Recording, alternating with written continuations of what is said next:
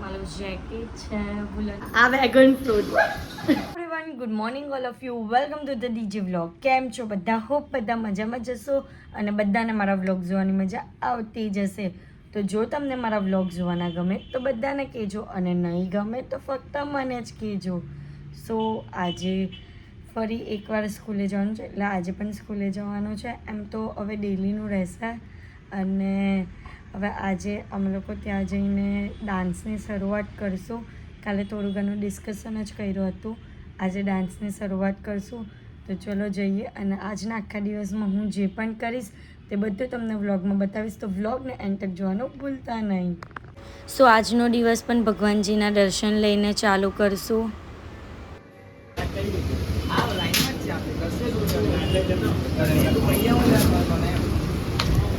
તો અત્યારે અમે લોકો નાસ્તો લઈને ઘરે જઈએ છીએ, ઈદરા અને લોચો. તો ગાઈઝ આજે બ્રેકફાસ્ટ માટે લીધો છે લોચો અને ઈદરા. તો હવે આ ચીઝ વગરનો તાપની અંદર ચીઝ છીની કાઢશું. ઘરે હોય ને એ જ છીની કાઢવાનું. જય કૃષ્ણ કનૈયા લાલ કી જય. બોલો બોલો બધા. Bye bye teachers. So guys અત્યારે ડાન્સ શીખવાડીને ઘરે આવી ગઈ છું અને આજના જમવાનામાં છે રસાવાલા બટાકા અને ભાખરી. તો ગાઈઝ જમીને હું થોડો ટાઈમ સૂઈ ગઈ હતી અને અત્યારે હાર્દિકનો કોલ આવ્યો કે લેવા આવે છે. તો અત્યારે હું જાઉં છું ઘરે. તો ચલો જઈએ. સો અત્યારે હાર્દિક લેવા આવી ગયા છીએ અને અમે જશું ઘરે.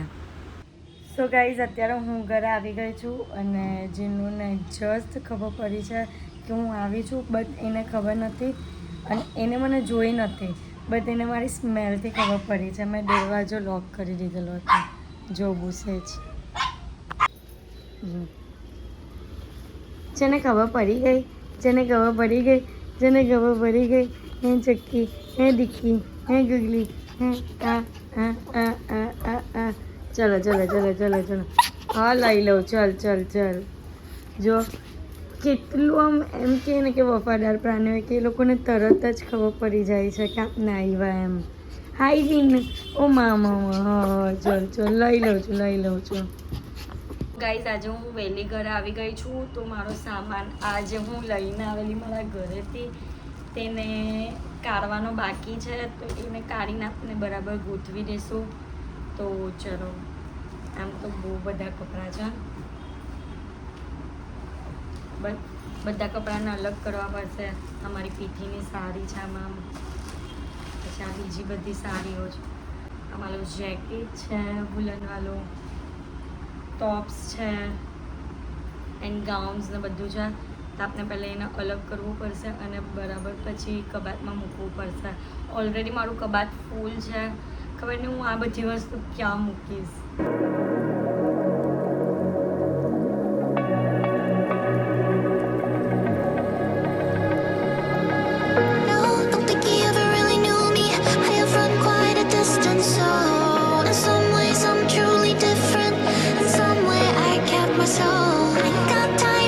કૃષ્ણ ભગવાનનું ડેકોરેશન બધું જુદું કરવામાં આવે છે અને કૃષ્ણ ભગવાનને પણ બધા બહાર મૂકી દીધા છે. હવે મંદિરમાં એક લાલો જશે અને બાકીના બધા તિજોરીમાં.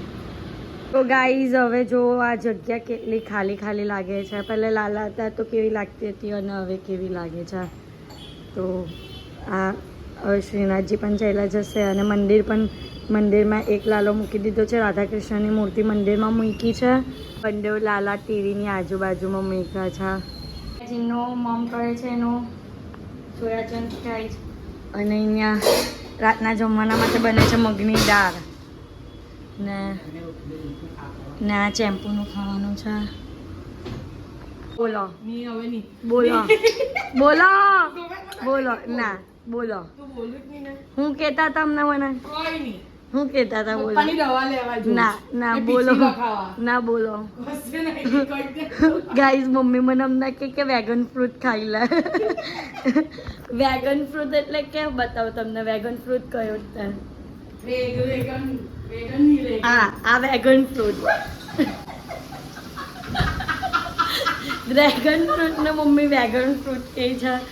તો જો કેટલા હશે ગાઈઝ, આજથી મમ્મીએ નામ પાડ્યું છે આ ફ્રૂટનું, વેગન ફ્રૂટ નામ. તો તમે પણ કશે પણ લેવા જાઓ તો આ ફ્રૂટને વેગન ફ્રૂટ કહેજો. સો ગાઈઝ, અત્યારે હું ફરી એકવાર મારા ઘરે આવી છું, કારણ કે હાર્દિક જવાના હતા બહાર કામ માટે અને મમ્મી પપ્પા પણ બહાર જવાના હતા. સો એટલે હું મારા ઘરે આવી અને અત્યારે ડિનરનો ટાઈમ થાય છે. તો મારી મમ્મીએ કીધું કે ચાલ આપણે બહાર જઈએ. તો અમે લોકો બહાર જઈએ છીએ ડિનર કરવા માટે. તો ચલો બતાવું કે આજના ડિનરમાં શું છે.